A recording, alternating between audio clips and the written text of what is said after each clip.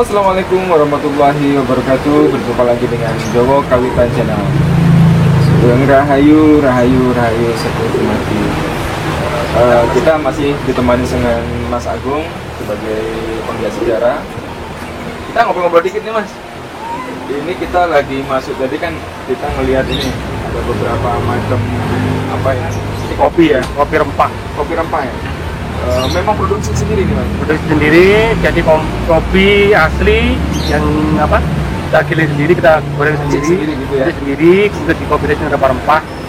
Jadi sensasinya ngopi tidak hanya minum kopi, tapi ada unsur kesehatannya. Oh gitu ya. Rempah-rempahnya dibikin hangat, kemudian masuk angin juga bisa digunakan untuk mengatasi masuk angin, dan untuk lelaki ya bisa ada sedikit dongkrak. Ini untuk yang mau apa ya, keren gitu. Tapi alami. Alami ya, Ya, ini alami. Jadi nggak ada efeknya ya Mas ya, nggak ada efeknya. Jadi bisa pesan langsung di Omah Jamu ya. Nanti ada di deskripsinya itu ada. Ini produk sendiri dari Mas Agung. Namanya kopi rempah Banyuwangi. Asli memang dari Banyuwangi, bukan dari mana-mana ini. Ini ada lagi juga ini Mas. Ini ada loje ini. Loje ini apa nih Mas? Loji itu kelor jahe. Oh, kalau jahe. Ya kan sekarang ini kelor lagi naik daun ya, sebagai salah satu alternatif untuk pengobatan ya. Murinya itu memang lagi naik daun, banyak yang memproduksi. Nah, cuma untuk loji ini kita memberikan varian baru, jadi kombinasi antara kelor sama jahe. Oh, gitu ya. Jadi selain sehat untuk semua penyakit, tapi juga hangat. Kalau ke tamu itu lebih cocok gitu loh, ya. karena kan ada apalagi di aroma daerah jahe. Songgon sini ya, Dingin, udah wah. di hawa-hawa dingin, cocoknya memang yang pakai yang hangat-hangat seperti ini. Ini lagi nih ada apa nih? Itu wedang ungu kan. Oh, wedang ungu ya. Di beberapa waktu ini Omah Jamu ada permintaan untuk luar kota Jamu Racik. Jadi kita buatkan juga racikan. Jadi nanti konsumen tinggal celup aja, tinggal nyeduh saja atau direbus, sudah bisa diminum. Nggak ada ribet sudah. Jadi model packingannya seperti ini. Terlihat jelas ya, di sini ada beberapa varian dari rempah-rempah ya, dari rempah-rempah yang memang disajikannya lewat langsung di ini ya Mas. Iya, langsung kasih air panas atau direbus. Nah, kasih gula batu ini gula batunya. Oh, ini gula batu. Oh. Itu sama minuman penghangat juga. Wah, cocok pokoknya. Ini kita juga mau ngobrol dikit nih tentang sejarah yang selama ini kita dengan Mas Agung, kawasan Banyuwangi sendiri untuk mencari apa namanya itu napaktilas tentang sejarah, tentang masalah mengenai sejarah tentang Banyu Alit yang ada di daerah Blimbing Sari. Itu kalau menurut cerita dari sisi sejarahnya seperti apa ini? Banyu Alit itu dalam sejarah Belambangan tidak bisa diremehkan. Kenapa begitu? Karena Banyu Alit yang sekarang dusun desa Blimbing Sari itu mengandung cerita sejarah yang luar biasa dan cukup sangat mendalam bagi masyarakat pecinta sejarah. Yang pertama, Banyu Alit itu dulu adalah salah satu pelabuhan kerajaan Galuh. Jadi Belambangan ini memiliki pelabuhan yaitu Teluk Pangpang, Brajakan, Puger, Panarukan, dan pelabuhan kecil Banyu Alit. Itu sejarah pertama. Yang kedua, Banyu Alit inilah penyebab perang Agung Wilis. Jadi tanpa dinyana, tanpa disangka, tiba-tiba Belanda ini dengan berbekal surat dari Pakubuwono mengibarkan bendera di Teluk Pangpang. Akibatnya seperti maka Agung Wilis selaku pangeran ningrat di Belambangan itu kaget. Loh, sejak kapan Belambangan itu dikuasai Belanda? Kok tiba-tiba ada? Jangan belum pernah ya? Belum pernah terjadi Belanda menguasai Belambangan, masih belum pernah pada.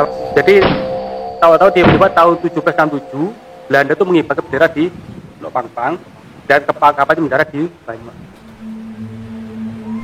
Dalam perang itu Belanda mendirikan benteng di Banyu Alit.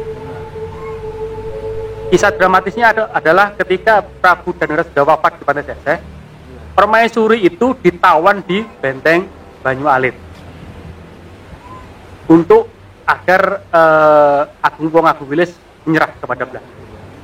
Dan di Banyu Alit pula Wong Agung Wilis tertangkap, kemudian diasingkan di Pulau Banda pada tahun 1768. Berarti memang ini ya Mas ya, kalau dari sisi sejarah kita sendiri itu dulu memang di situ Pak ada benteng ya, benteng untuk Ada benteng Belanda pertahanan melawan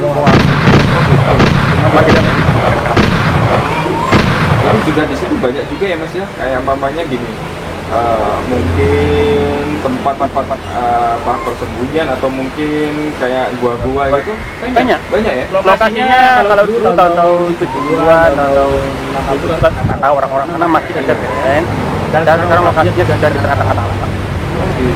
Mungkin makanya kan di Banyu itu ada bentengan. Iya. Itu benteng-benteng Belanda.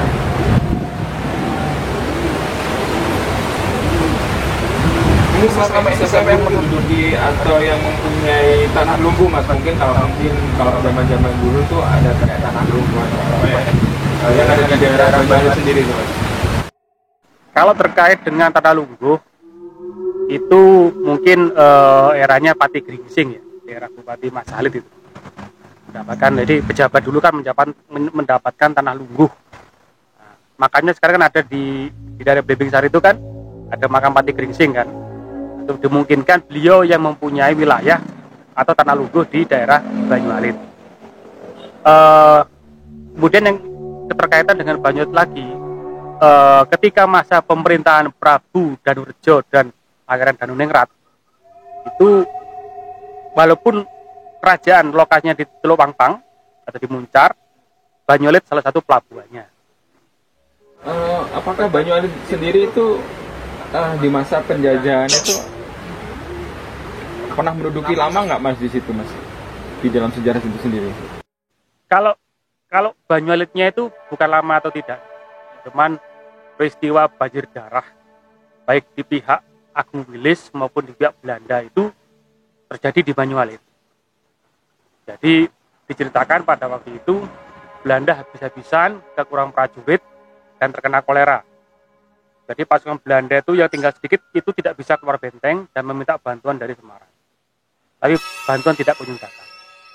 Nah, setelah ada pengkhianatan dari Mas Weko dan Mas Anom Plungkung, inilah peristiwa dramatis tadi, maka Agung Wilis tertangkap.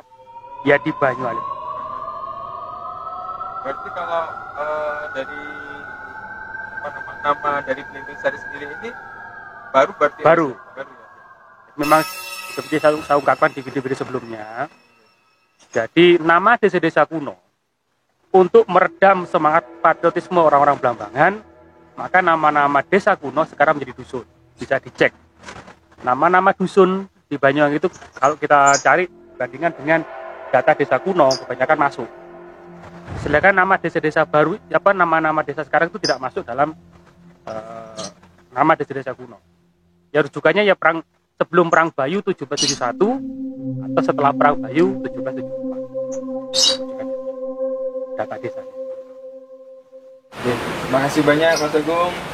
Semoga nanti bisa kita lanjutkan lagi perbincangan kita. Wassalamualaikum sangat. Salam rahayu. Assalamualaikum warahmatullahi wabarakatuh.